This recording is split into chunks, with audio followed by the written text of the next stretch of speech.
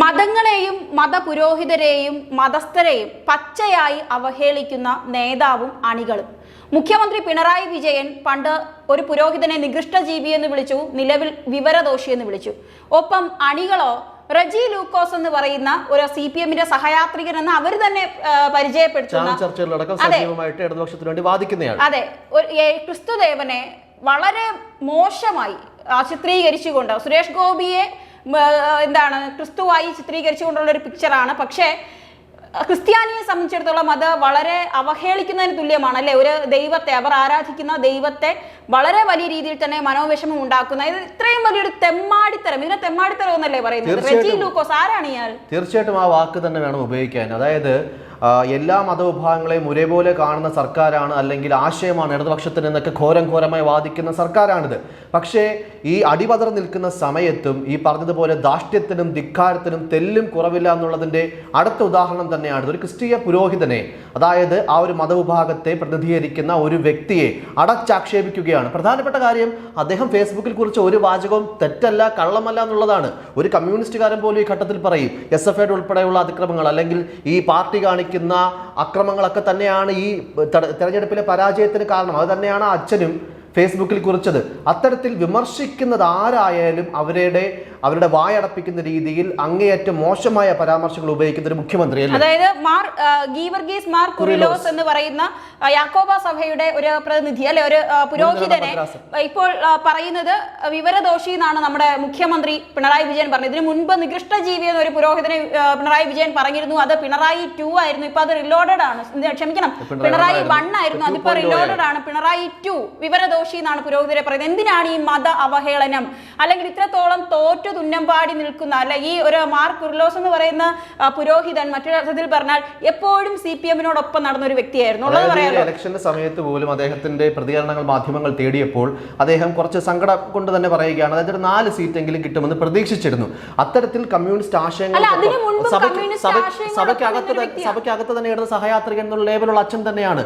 അത്തരത്തിൽ വിമർശനങ്ങൾ ഇടത് സഹയാത്രികൻ പോലും ഉന്നയിച്ചാൽ അതിനെ സഹിക്കാനുള്ള സഹിഷ്ണുതയില്ല. അത് മുഖ്യമന്ത്രിക്കില്ല. അതിനോടൊപ്പം കുറെ അണികൾ ഈ വാര് പോലെ മാക്രി കൂട്ടങ്ങളെ പോലെയുള്ള ഒരു വ്യക്തിയാണ് ഇപ്പോൾ തൃശ്ശൂർ സുരേഷ് ഗോപി പിടിച്ചത് കൊണ്ട്, അല്ലെങ്കിൽ തൃശ്ശൂരിൽ സുരേഷ് ഗോപി ജയിച്ചത് കൊണ്ട് അതിനെ അവഹേളിക്കുന്നത് ആരെയാണ്? ഒരു മതത്തിന്റെ ഒരു ദൈവത്തെയാണ്, അല്ലെങ്കിൽ മതം ആരാധിക്കുന്ന ഈ റജി ലൂക്കോസിന് മറ്റേതെങ്കിലും മതത്തിനെ തൊടാൻ ഇങ്ങനെയുള്ളൊരു ധൈര്യം ഉണ്ടാവുമോ? അത് പാർട്ടി കൊടുക്കുന്ന അഹങ്കാരമാണ്, പാർട്ടി കൊടുക്കുന്ന ക്രിസ്ത്യാനി എന്നുള്ള ഒരു ലേബലിൽ നിന്നുകൊണ്ട് മതത്തെ, അതേസമയം മറ്റേതെങ്കിലും ഒരു മതത്തിന്റെ എടുത്ത് ഇട്ടുകൊണ്ട് ഇപ്പൊ അദ്ദേഹം ജയിലിലായിരുന്നേനെ അല്ലെ. ജയിലിൽ മാത്രമല്ല, ലോകത്തുള്ള എല്ലാവരും ആളെ തള്ളി പറഞ്ഞാണ്. ഇതുവരെ റജി ലൂക്കോസിനെ അറസ്റ്റ് ചെയ്യുന്ന ഒരു നടപടിയിലേക്ക്, ഇനി ഇത് ആവർത്തിക്കാൻ പാടില്ലാത്ത തരത്തിലേക്ക്, ഒരു മതങ്ങളെയും ആരും അവഹേളിക്കാൻ പാടില്ലാത്ത കാര്യം തന്നെയാണ്. അത് പിണറായി വിജയനായിരുന്നാൽ കൊള്ളാം, അതുപോലെ തന്നെ ഇത്തരത്തിലുള്ള മാക്രി കൂട്ടങ്ങളെ പോലെ ഇങ്ങനെ വന്നിരുന്ന ചാനൽ ചർച്ചകളിൽ കമ്മിരോധനം ഉയർത്തുന്ന അണികളായിരുന്നാലും കൊള്ളാം. ആരെയും ഇതിനെ അനുവദിക്കരുത്. ഇതും വർഗീയതയാണ്, പച്ചയായ വർഗീയതയാണ്. ഒരു മതത്തിന്റെ ഒരു ആരാധനാ പുരുഷനെ, അല്ലെങ്കിൽ അവരുടെ ഏറ്റവും കൂടുതൽ ആരാധിക്കുന്ന ഒരു ദൈവത്തെ ഒരു CPM സഹയാത്രികൻ എന്ന് ലേബലിൽ വന്നിരുന്ന് ഈ കേരളത്തിന്റെ എല്ലാ ചാനൽ ചർച്ചകളിലും പങ്കെടുക്കുന്ന ഒരു വ്യക്തി വളരെ രൂക്ഷമായ വലിയ തെറ്റായ രീതിയിലുള്ളൊരു പോസ്റ്റാണ് ഇട്ടിരിക്കുന്നത് അല്ലേ. ഇതിന്റെ രാഷ്ട്രീയത്തിലേക്ക് കൂടി കടക്കുകയാണെങ്കിൽ അതിനകത്ത് ഈ റജി ലൂക്കോസ് എന്ന് പറഞ്ഞ വ്യക്തി പറഞ്ഞിരിക്കുന്നത് ക്രിസ്സംഖ്യകൾക്ക് ഇനി മുതൽ സുയേശു, അതായത് സുരേഷ് ഗോപിയെ യേശുവായിട്ട് ചിത്രീകരിക്കുകയാണ്, ഈ വീടിന്റെ ഐശ്വര്യം എന്ന് പറഞ്ഞ് വെക്കേണ്ടി വരുമെന്നാണ്. ഇത്രയും നാളിന്റെ ഇടയ്ക്ക്, ഇത്രയും ഇലക്ഷൻ കഴിഞ്ഞതിന്റെ ഇടയ്ക്ക് ക്രിസ്തീയ വോട്ടുകൾ എത്രയോ ഇടതുപക്ഷത്തിലേക്ക് പോയിട്ടുണ്ട്. അത്തരത്തിൽ അവർ കൊടുക്കുന്ന ഒരു പഠനമാണ് ഇത്. ഔദ്യോഗികമായി വെളിയിൽ വന്ന ഒരു സ്റ്റാറ്റിസ്റ്റിക്സോ കാര്യങ്ങളോ ഒന്നുമല്ല. അതായത് പരോക്ഷമായി അവർ പറയുന്നത് BJP അല്ലെങ്കിൽ പ്രത്യേകിച്ച് സുരേഷ് ഗോപിക്ക് ഈ ഒരു വിജയം ഉണ്ടായത് മിന്നും വിജയം തന്നെയാണ്. അത് എടുത്തു പറയേണ്ട കാര്യം തന്നെയാണ്. മിന്നും വിജയം ഉണ്ടായത് ക്രിസ്തീയ വോട്ടുകളുടെ കൂടി അടിസ്ഥാനത്തിലാണ്. ആണെങ്കിൽ തന്നെ എന്താണെന്നാണ് ചോദിക്കുന്നത്. ആണെങ്കിൽ തന്നെ എന്താണ്?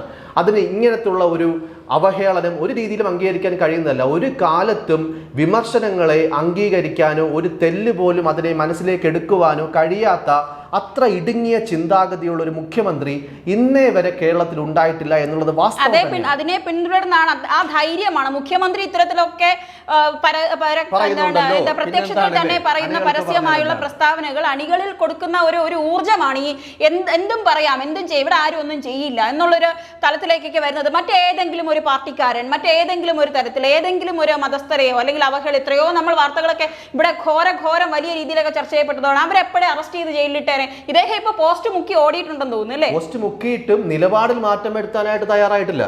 പോസ്റ്റ് മുക്കിയത് വളരെ രീതിയിലുള്ള എല്ലാ മതസ്ഥരിൽ നിന്നും, അത് ക്രിസ്തീയ മതസ്ഥർ മാത്രമല്ല, നമ്മളറിയാം ഒരു പക്ഷേ യുക്തിവാദി ആയിക്കോട്ടെ, അന്യമതസ്ഥനെ സ്നേഹിക്കുന്ന യുക്തിവാദികൾ അവർക്ക് പോലും വേദന ഉണ്ടാകുന്ന രീതിയിൽ അത്തരത്തിലുള്ള ഒരു പരാമർശം, ഇത്ര ഇടുങ്ങിയ ചിന്താഗതി വെച്ച് പുലർത്തുന്ന അണികളും മുഖ്യമന്ത്രിയും തന്നെയാണ് ഈ കേരളത്തിന്റെ ഇപ്പോഴത്തെ ശാപം എന്ന് പറയുന്നത്. തീർച്ചയായും ഈ യുക്തിവാദം എന്ന് പറയുന്നവർ കുറച്ചുകൂടെ ഭൗതിക നിലവാരമൊക്കെ കൂടിയവരാണ്. അവരൊരിക്കലും ഇങ്ങനെ ആരെ അപമാനിക്കാൻ, അവർ സ്വന്തം കാര്യങ്ങളിൽ ഭൗതികപരമായി എല്ലാവരും അംഗീകരിക്കുന്ന തരത്തിൽ, എല്ലാ മതസ്ഥരെ അംഗീകരിക്കുന്ന തരത്തിൽ, ആ ആശയങ്ങൾ അംഗീകരിക്കുന്ന തരത്തിൽ, പക്ഷേ അതിനുള്ള അവരെ പോലും വേദനിപ്പിക്കുന്ന രീതിയിലുള്ള പോസ്റ്റ് എന്ന് പറയേണ്ടി വരും. അപ്പോൾ ക്രിസ്തീയ വിശ്വാസികൾക്ക്, അടിയുറച്ച വിശ്വാസികൾക്ക് എത്ര വേദന ഉണ്ടായിട്ടുണ്ടാകും. ഇതെന്തായാലും ഈ റെജി ലൂക്കോസ് എന്ന് പറയുന്ന വ്യക്തി പോസ്റ്റ് ചെയ്തിരിക്കുന്ന പോസ്റ്റുകൾ അയാൾ പിൻവലിച്ചിട്ടും പല സ്ഥലങ്ങളിലും അത് വ്യാപകമായി പ്രചരിക്കുന്നുണ്ട്. അതുകൊണ്ട് തന്നെ പല സ്ഥലങ്ങളിലും അത് പരാതികളുമായി പലരും എത്തിയെന്നും പറയുന്നു. അതുകൊണ്ട് തന്നെ അത് എത്രയും പെട്ടെന്ന് തന്നെ അദ്ദേഹത്തെ നിയമപരമായി വളരെ മാതൃകപരമായ ഒരു ശിക്ഷ നൽകേണ്ട അല്ലെങ്കിൽ നടപടി എടുക്കേണ്ട ഒരു വിഷയം തന്നെയാണ്. ഇത്രയും പരസ്യമായി ഒരു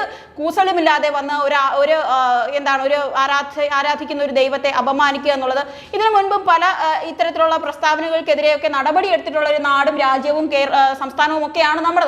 അതുകൊണ്ട് അത് ചെയ്യേണ്ട കാര്യമുണ്ട്. അതോടൊപ്പം തന്നെ മുഖ്യമന്ത്രി പറയുന്ന ചില കാര്യങ്ങൾ അല്ലെ, ചില വാക്കുകൾ, അത് എന്തുമാത്രം പ്രതിഷേധം അലയടിച്ചത് കൊണ്ടായിരിക്കാം ലോക്സഭാ ഇലക്ഷനിൽ ഇത്ര വലിയ കനത്തൊരു തിരിച്ചടി CPM നേരിടേണ്ടി വന്നത്. അതൊരിക്കലും അത്തരത്തിലുള്ള ഒരു വിഭാഗത്തെ മുഴുവനായി ഇത്തരത്തിൽ എന്താണ് അധിക്ഷേപിക്കുന്ന ഒരു കമന്റ്, അത് മുഖ്യമന്ത്രി എന്ന് പറയുന്ന സ്ഥാനത്തിന് യോജിച്ചതാണോ?